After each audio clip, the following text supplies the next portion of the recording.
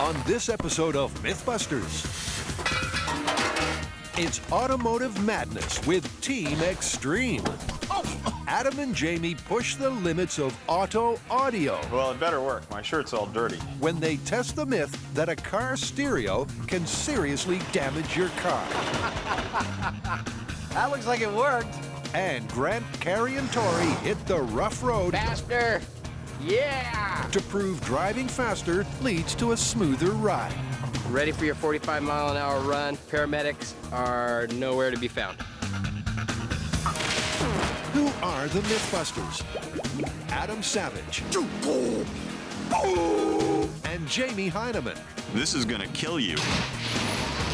Between them, more than 30 years of special effects experience. That's what I'm talking about! Joining them, Tori Belleci, Very excited about this. Carrie Byron, Look, he cracked into his skull. and Grant Imahara. Don't say anything. They don't just tell the myths, they put them to the test.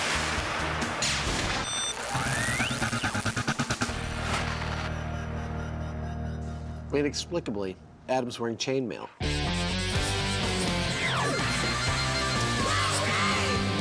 What is the myth?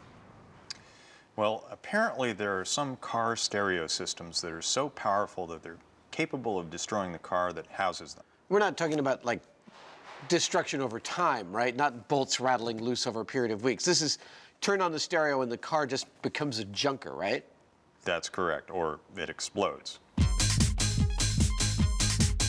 When it comes to the size of a man's subwoofer, big is not only better, it's essential. Some guys just have to play it loud to be proud. But is it possible to make your mobile sound system so powerful that when you crank the dial to 11, the car explodes? So what's the plan? Well, this time I think we need to get right into it and just go big. Hell bent for leather, no shop tests, no small scale, just build the biggest subwoofer we can? That's right, the biggest thing we can possibly fit in that car and go for maximum decibels. And hopefully max destruction. So it's a simple plan. Build the most powerful subwoofer possible, and if that doesn't destroy the car, then nothing will. But how can mere sound destroy something as solid as a car? Okay, so we know a speaker produces sound. It does this by switching an electromagnet on and off and vibrating the speaker cone. This moves air back and forth, creating waves of pressure. This sound pressure level is measured in decibels, and in theory, with enough decibels, enough pressure, you can break anything. And Jamie and Adam have already proved just that. On this classic episode, they confirm the destructive potential of sound by hitting the right note. But on breaking glass, the key ingredient was finding the resonant frequency of the crystal. To shatter a car, this car, they won't be messing around with sound quality. They want decibels, and lots of them. All right, let's get her off the ground. Yeah. With the car in position, it's time to begin the supersized subwoofer installation. Step 1, make room by removing all mod cons and luxury extras, like the front seats, You could make a robot out of one of those I things. think I could make a robot out of one of these. the back seats, and the steering wheel. Now, this is cool. I want this. A typical subwoofer has a cone size of around 10 inches. But in true Mythbuster fashion, the Mythwoofer will be anything but typical. It's 52 inches, Oh, man. which means we're talking probably a 4-foot speaker cone. When you look in this car, what you're gonna see is the entire interior of the car filled with speaker cone that's gonna be moving up and down. And it should be quite entertaining.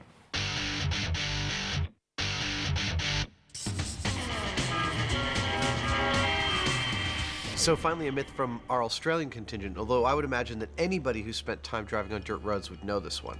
The myth is, if you're driving on a rough dirt road, it's better to drive fast because it smooths out the ride. Okay, so how exactly do you get these mythical good vibrations? Apparently, at slow speeds, the wheels of the vehicle have time to drop down into the troughs of each bump, resulting in more bounce than a kangaroo on a trampoline. But according to the myth, if you put your foot down, the wheels skip across the tops of the corrugations, giving the passengers a much smoother ride. Well, you know, that sounds pretty easy to test, isn't it? I mean, what are you going to do? Just go out and get a bunch of cars and test them on rough road? You know, I'm not sure it's that simple, Jamie, because, I mean, you guys have to figure out a way of measuring the vibration that's happening to the car under different speeds and different road conditions, right? First things first, they're going to need a car. This is a 1978 Oldsmobile Cutlass Supreme. Listen to that baby purr! And to measure the rough road ahead, this old classic is going to need a Mythbusters makeover. To objectively record the vibration intensity at different speeds, they have 3 systems in mind. Tori has an idea for a suspension gauge. Grant will crunch the numbers on a 3-axis accelerometer, but Carrie steps up with a more elegant solution. I love that. I'm making a system to measure how rough each of the road trials is. And to do that, I'm using all of these wonderful crystal Chardonnay glasses and making them into a pyramid. Now, as the road makes the car tumble, the water should spill out from the top and kind of trickle down into the lower glasses and maybe spill out altogether. And at the end, we should have a really good representation of the roughness between a 15-mile-an-hour drive and, say, a 50-mile-an-hour drive. So, after each test, using the 100 mil marks, they'll simply calculate the total amount of water lost. The bumpier the ride, the wetter the designated driver is going to get. This is what your pee looks like if you have a lot of vitamins. After filling the pyramid with colored water to make it real purty, Grant and Carrie gear up for a quick test. Down. Okay. Okay. Maybe we should just see what happens when we go fast. Not so much rough road driving as rough road walking. Okay, and time. But did the pyramid perform? That's a perfect proof of concept. It was great. Meanwhile, Tori is rigging system number 2, the suspension deflection gauge. He first welds a metal rod or needle to the suspension of the car. Then he attaches a scale to the hood. Impressive, but how does it work? So the needle stays with the suspension and our scale stays with the body of the car. This way, we can see how much distance the two are, traveling. Their next task is to rig the car for Carrie's glass pyramid. To make room and provide a flat surface, Grant removes the passenger seat and replaces it with a wooden platform. Now, to get the pyramid in the car.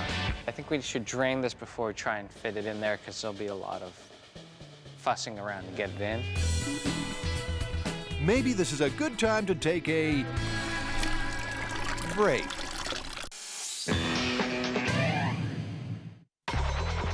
In the myth that a car stereo can destroy a car, Adam and Jamie have, well, destroyed a car.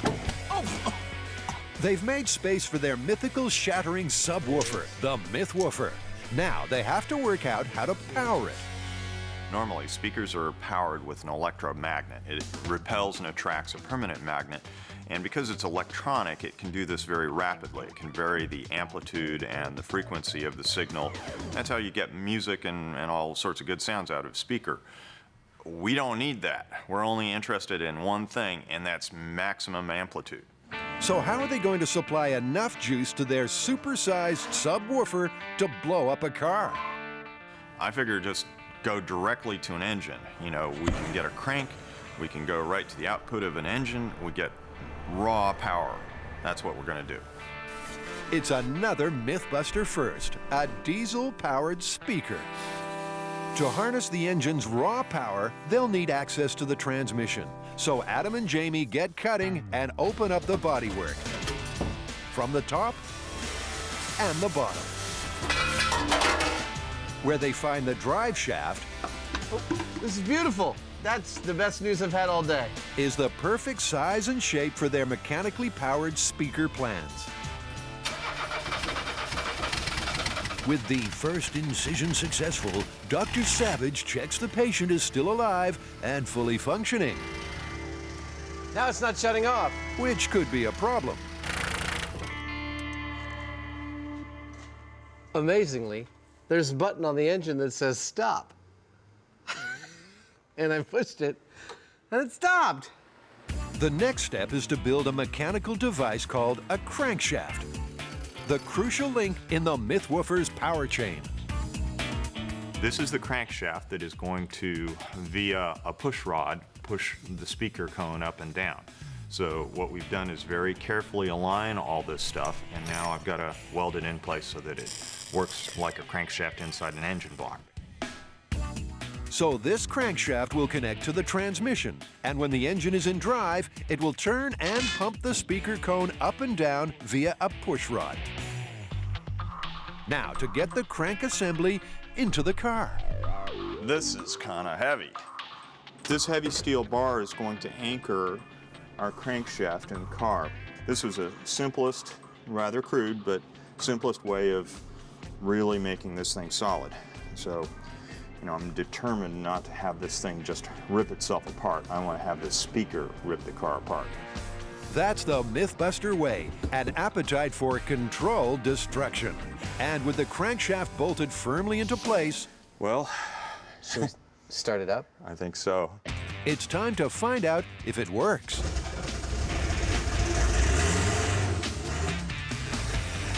I'm gonna kick it into reverse. Hey! It's turning beautifully. Nice. That is nice. With the build progressing nicely, Adam and Jamie call in Tori for a little fact-finding mythtion. This is beautiful. You're gonna love this. Dude, I need you to go to Florida for us on the Subwoofer story. I need you to go down there and check out this contest we found, the winner of which is the one with the loudest car stereo. Okay, what do you want me to do there? Well, we need you to go there and see if any of these car stereo systems are actually capable of destroying the cars that they're installed in. All right, cool. Should be a nice trip. So Tori's off to Daytona Beach, Florida for the Spring Break Nationals, the world's most famous sound-off. Hey, look, I'm on TV. It's a tough job, This is nicer than my apartment. and Tori takes one for the team.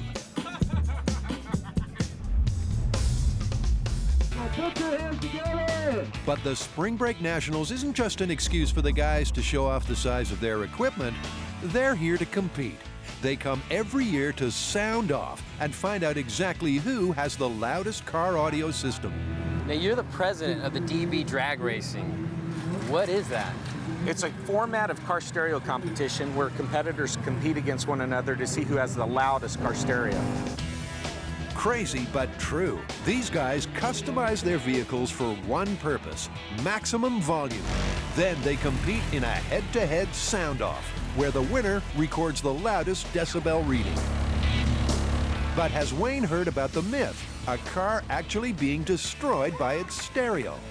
Well, I haven't seen one detonate, if that's what you're saying, but I have seen windshields break, and I know of lots of vehicles where the panels have come undone, and I've seen lights that, you know, all of the driving lights on the top of the vehicle, like on trucks and stuff, pop out during competition. How many decibels will it take to shatter a window? Well, there's not an exact answer, but I would say that once you get to 160 dB, you're in a range of sound pressure levels that could fracture the windshield. So 160 decibels can potentially shatter a windshield. And Jamie and Adam have their benchmark. But let's get some more info on exactly what sound pressure can do. So I think we can actually name some figures to give viewers a perspective on the kinds of decibel levels we're talking about. 140 decibels is plenty to severely damage your ears no matter how short a time you're exposed to it. And 165 decibels is what you get out of a jet airplane with 15,000 pounds of thrust. 198 to 201 decibels is enough to kill you from the shock wave alone. Yeah, and I believe 248 decibels is what the atomic bombs that were dropped on Hiroshima and Nagasaki put out.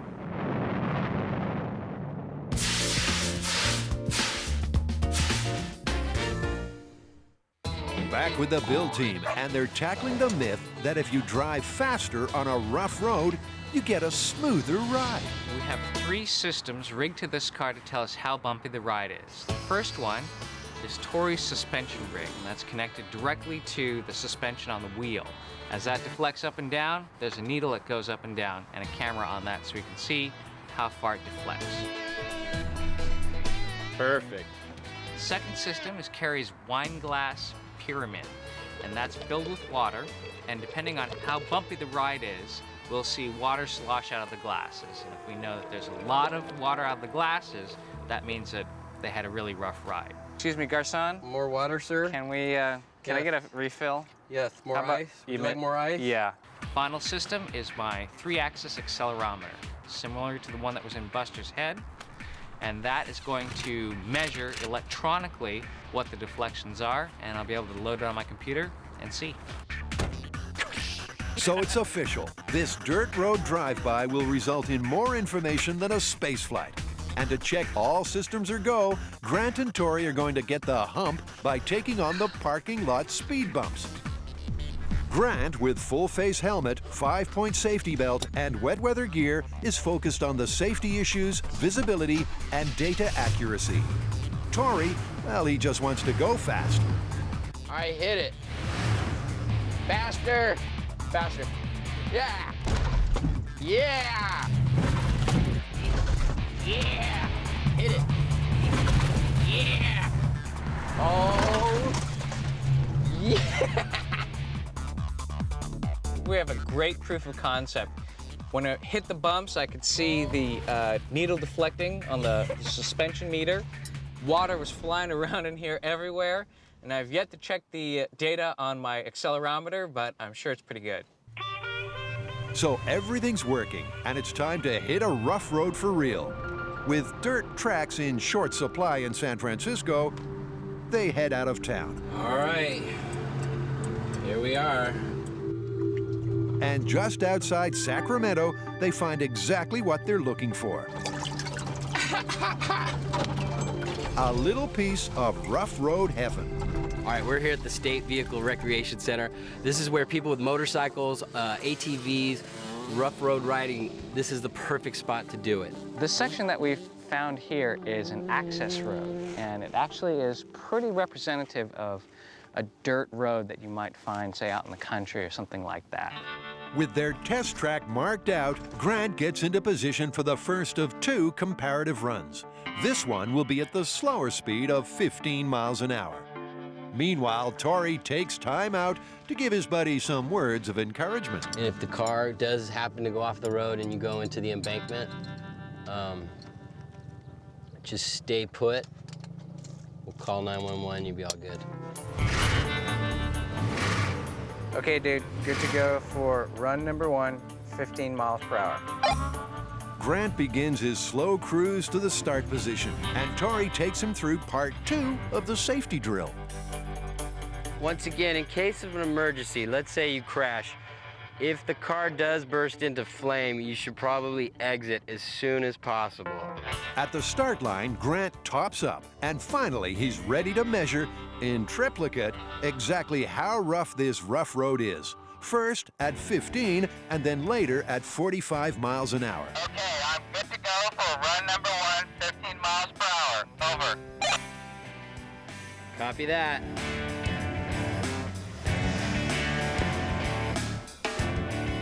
Grant eases up to the test speed, and the camera on the hood shows the axle gauge works perfectly.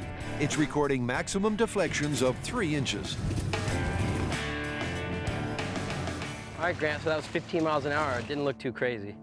No, and actually it was more like 20, like the car was idling very high. I'm noticing something. Your pants are wet. Now, is that water? Why don't you come over and find out?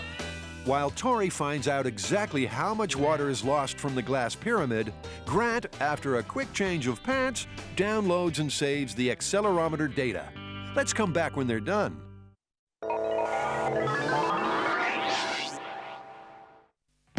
Back in Daytona Beach, Florida, and Super Sleuth Tori has got his ear to the ground at the Spring Break Nationals. Jamie and Adam have sent him on a crash course in auto audio for the myth-shattering subwoofer. Can you destroy a car with a car stereo? If anyone can, it's one of these guys. So I hear you have the world's largest subwoofer for a car. Yes, this is the 22-inch jackhammer. It is the world's largest production subwoofer for car audio. Although you can see this monster moving to the groove, it's at such a low frequency, it's not audible. A speaker moving at speeds below 20 hertz, 20 cycles per second, produces subsonic sound. But even though you can't hear it, there is plenty of sound pressure, measured in decibels, being generated. What kind of dBs do these put out? We put one in an Escalade, and we were running 6,000 true watts to it, and it did a 167.3. Now, is that enough to destroy a car? It blew out all the interior lights on it. It rattled all sorts of things apart on the inside of it. You guys got the world's largest subwoofer now. Wait till we get done with it. Tori's next stop is Iasca champ Mike Bartels, the owner of one serious noise-making machine. This is actually what's called an extreme vehicle. This vehicle is good for nothing but sound, nothing but to be as loud as humanly possible. Put it this way, it's loud enough to make your hair stand on end. So what kind of modifications did you do to this? This thing is modified more than you can imagine. It actually weighs over 11,000 pounds, has over 50 bags of concrete in it, more fiberglass and steel than you can imagine, windows as thick as 4 inches. It's like a bank vault. Now, are you doing that to keep the car from falling apart, or is that just to keep the air pressure It's a combination inside? of things. The stronger you can make it to where no pressure can be released, the better it's going to be. So the louder it's going to be on the inside. You actually won't even hear that much on the outside, but inside it's just out of control. Dude, I want to take a look.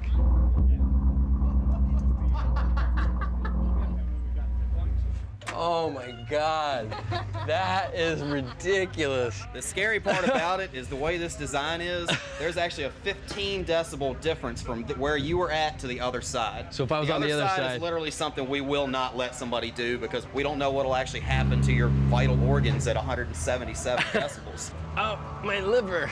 I think it might have damaged my liver.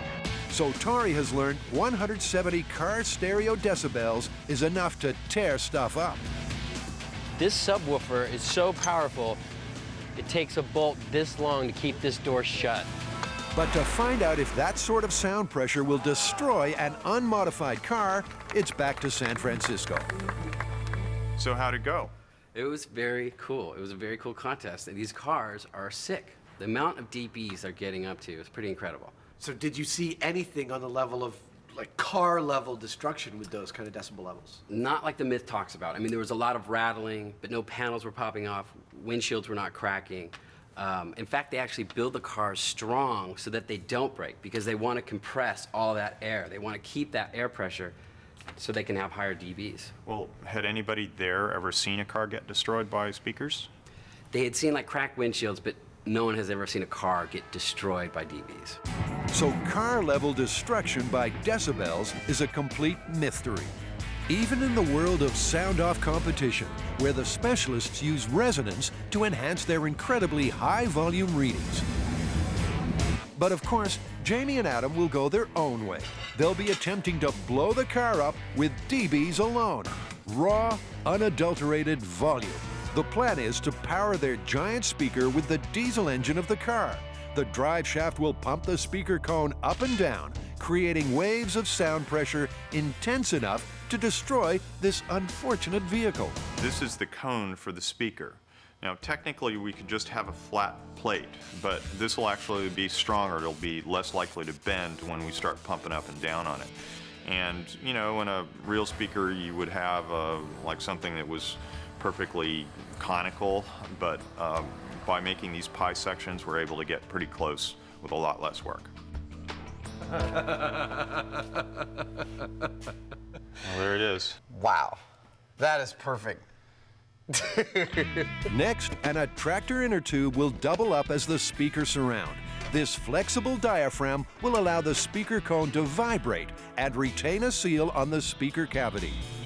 And once it's glued to the aluminum cone, Adam and Jamie work on a new Mythbuster theme tune.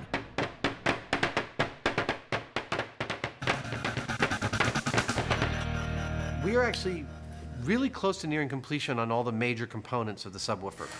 All that remains for us is to put in the wooden parts that will house the speaker cone, glue the rubber gasket to those, bolt it all together, and I can't think of anything else, so that must mean that we're close to a test. With most of the box cut and glued into place, it's time to attach the push rod to the crankshaft. This is the crucial link that will transfer the power of the engine to the speaker cone. And speaking of the cone, here it comes. But will it fit? There we go. Look at that. Dude, that's plenty of clearance. I was all worried. We're gonna lift up. To make sure the speaker cone stays attached to the push rod, Jamie bolts it into place. And there we go. Now the thing is to paint on the contact cement. This provides the main attachment between the speaker diaphragm and the body of the car. A coat of stinky, sticky stuff and some loving attention with a rubber mallet, and the monster Mythwoofer comes to life.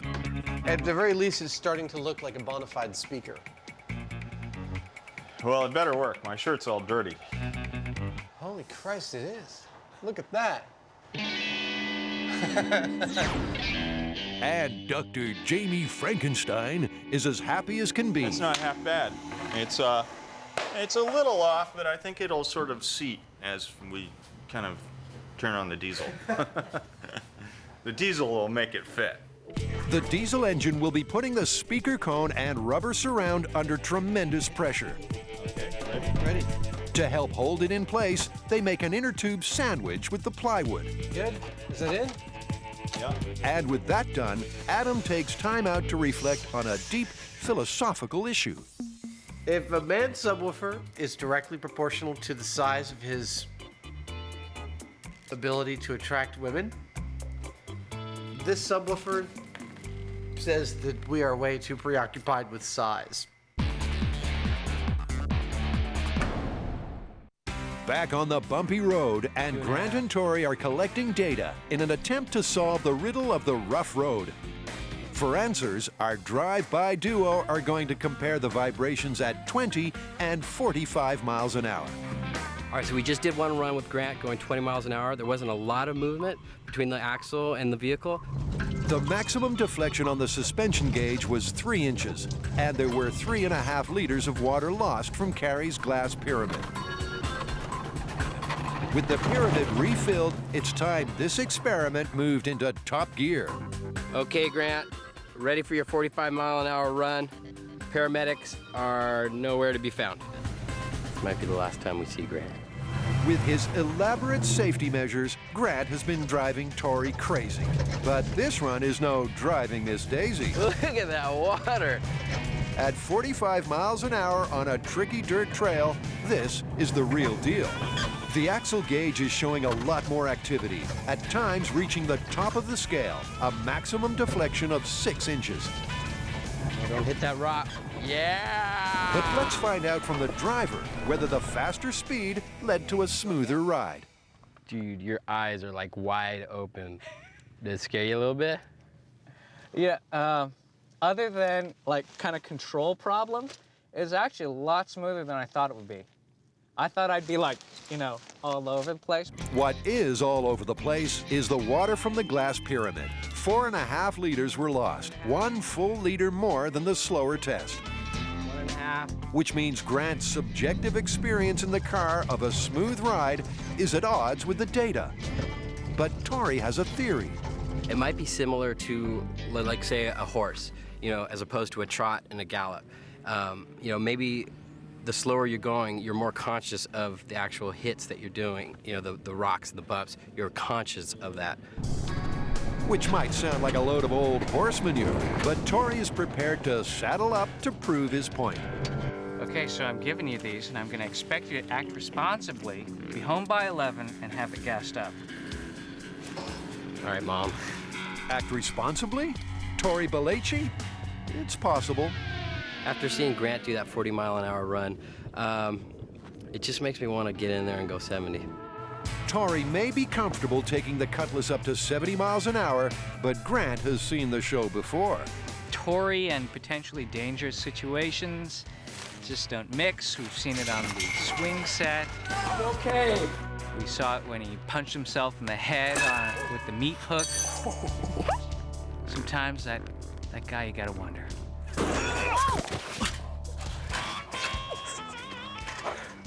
I'm okay. With the area clear and the team at a safe distance, Tari hits the gas. Responsible drivers, those wearing pacemakers, and Tari's insurance company may find the following pictures disturbing.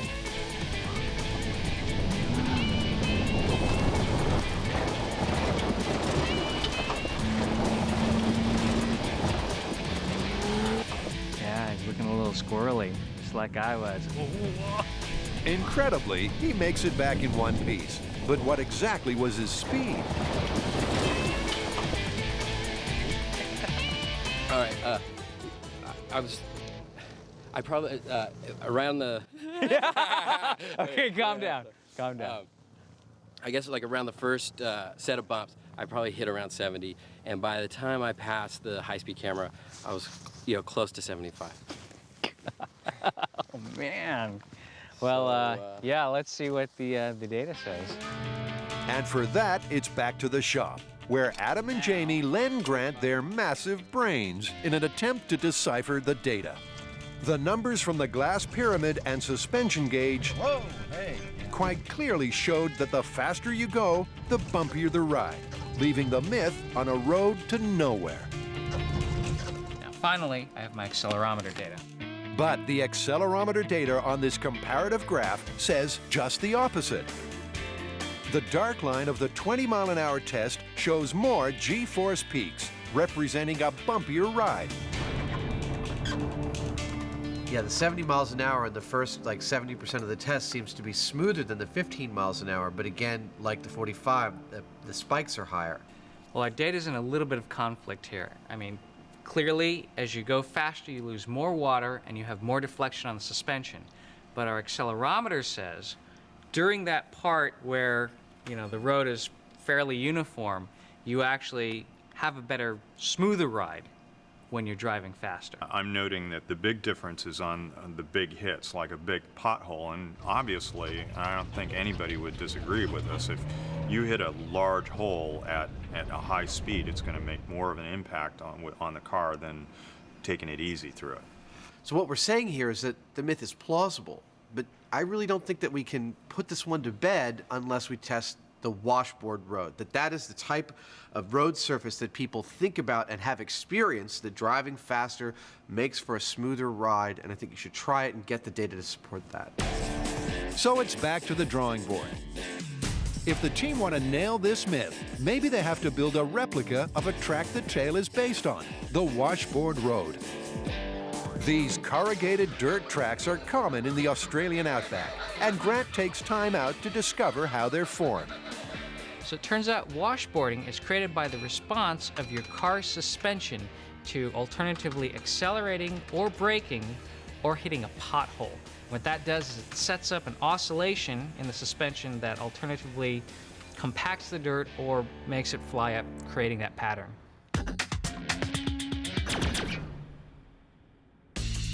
Adam and Jamie have souped up their ride with one thing in mind. Here we have the original factory installation, and here we have the custom, more deluxe, a little over-the-top installation. They're testing the Myth that you can do this with a car stereo. And their diesel-powered speaker is just about ready to fire up. Now we just have to decide what tune we're going to play. DJ Jamie may be thinking about breaking out his hip-hop collection, but the sounds this speaker will generate won't be music to anyone's ears. We will not be piping a sound into this speaker, but it will be making a sound. Let me explain. We are merely creating a set of pressure waves, specifically just using the car's engine to make this thing go up and down about 15 to 20 times per second. That is sound, because all sound is a set of oscillating pressure waves.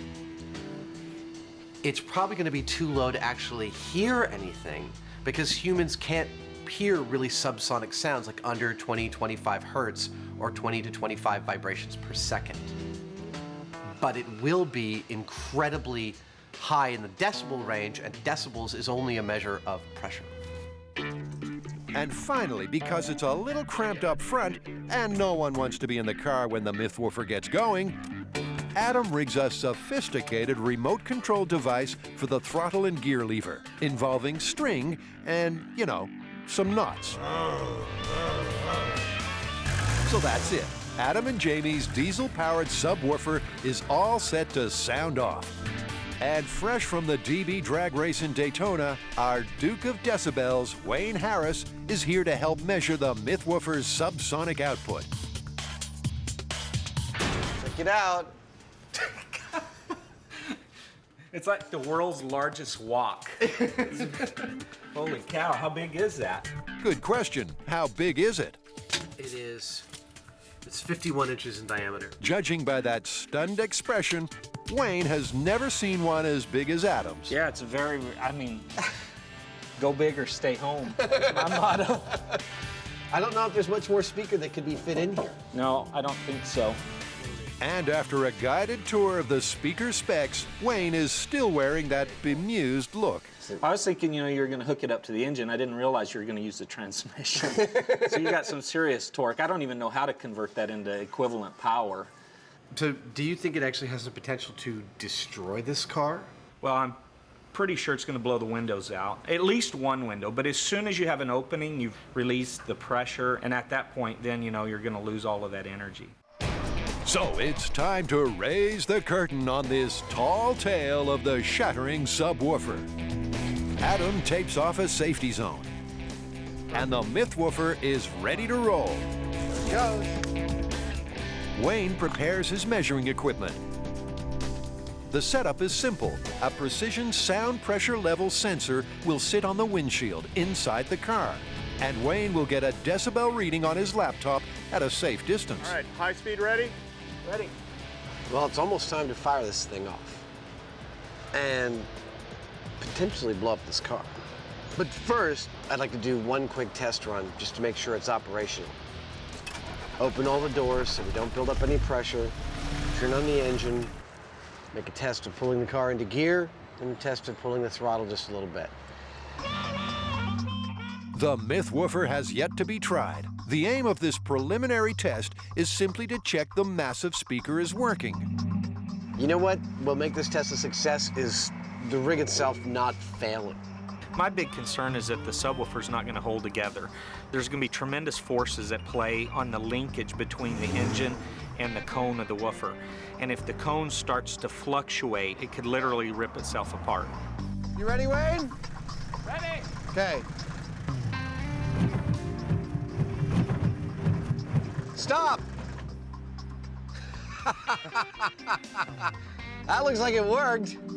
Like a dream, Adam pulled the throttle, the drive shaft spun the crank, which pumped the push rod, and that in turn pumped the speaker cone through several cycles. Dude, I'm cautiously optimistic. That's exactly what we wanted to see. We wanted to see it go without any big kaplang and things shooting off. So we know the rig works. Now it's time to close the door and do it under pressure.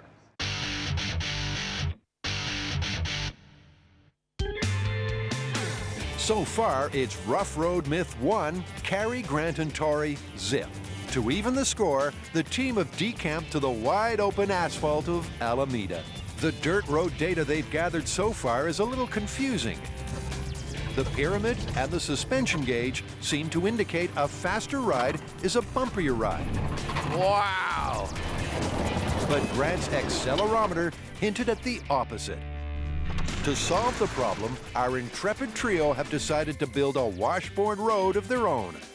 So, Carrie, what's the plan? Plan today is going to be a little back-breaking. We have about 4,000 pounds of steel angle iron that we are going to lay with about 8-inch increments and weld them all down to make one long track. It's going to be a long day. It doesn't look that tough, especially if you edit the sequence like this. Voila! One easy-to-assemble, straight-out-of-the-box washboard road. Grant's going to tell us more about it. We've taken this angle iron and welded it to the steel here, creating a washboard pattern. And our research indicates that 4 inches tall and about 8 inches apart is about as bad as washboarding can get. So this steel track is an exact replica of the corrugated roads in Australia, where the myth comes from, which means when Tori's finished his siesta, there's just one thing left to do. The test is going to be, we're just going to drive over our strip of washboard at different speeds, probably start around 10 miles an hour and then slowly ramp up to 70 miles an hour. For these runs, the team are just using the glass pyramid and the accelerometer. 5 miles an hour and he's still wearing his helmet. And Grant is all set for the first run. NASCAR it ain't. Cruising at a breakneck 5 miles an hour, he hits the test track. But surprisingly, Grant and the glass pyramid are really feeling the vibes. Oh, look at the glasses spilling. Interesting. That's pretty bumpy. I saw that. You could see all the water jumping out of the glass. The glass pyramid showed a lot of activity, but the high speed is inconclusive. The wheel is bouncing, but how much, we won't know until we see a comparison. Time for run number 2. Grant has to keep the speed at a steady 40 miles an hour. Tori and Carrie are charged with the responsibility of timing the run. Did you time it? I did. It went 1,000. So that's you how didn't, much it was. So basically you didn't time it. It was 1,000. It was less than 2 seconds. I didn't have a watch or anything. Okay, so the timing thing didn't work out, but the high-speed camera is very interesting. Compared to the slow run, the wheels are skimming across the tops of the bumps. Just by feeling it, it felt a lot smoother. Really? I don't know what the data is going to say, but Okay, just well, let's count up our feel it. water. But there's some head scratching because the numbers just don't add up. You ready for the countdown? Yep. Although Grant experienced a smoother ride, there was more water lost than the slower run. Here. Yeah, those two there. It looks like you've lost 2. Which means the physical data contradicts Grant's subjective experience in the car. Tori and Grant respond to this blip in the proceedings in their own special way. You'll never defeat me. I have come to take over the world. And with that done, it's time for the final run. And Grant feels the need for speed. This run, he's going to hit 70 miles an hour. So if he starts steering in towards us, let's just run. Grant and the Cutlass fly over the track. The high-speed camera again confirms the tires skip across the peaks of the corrugations, exactly as the myth suggests. It felt actually pretty smooth. Yeah, it looked really smooth. I mean, subjectively, very smooth. From the glasses, it's looking really good. It looks like there's a lot less spillage this time. This time, the water lost from the pyramid backs up both Grant's experience and the high-speed results. Quarter, that's it. That's it. So it's looking good for myth confirmed, and Tori celebrates with a few skid marks.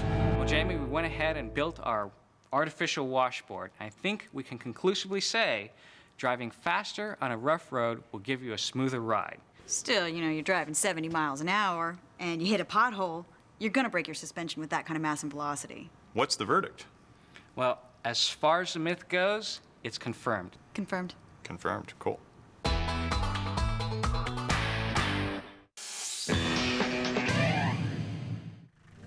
Adam and Jamie have successfully tested the world's first diesel-powered speaker.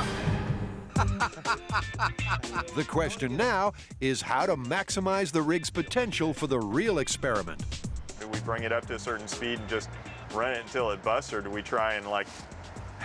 Like that. I want to crank it and just send it to the moon. Adam's solution has got Mythbusters stamped all over do it. Excess, and lots of it. Adam fires up the engine, and Wayne gets into position at the recording station. In order for this myth to be true, we need to see this car destroyed in some fashion by the sound system, i.e. our big speaker. Anything else in this thing is pretty much busted. I don't believe there's any way that the subwoofer is going to detonate the vehicle. I think there's a good possibility you could blow out the windshield or break some of the windows, but as far as actually detonating the vehicle, I don't see that happening. Of course, Adam and Jamie are impartial scientists, so a result either way is valid. But let's face it, music to their ears. We've got 3 melodies. It's called first gear, second gear, and third gear. Will be the sound of shattering car. Ready, let's go for it. In 3, 2, 1.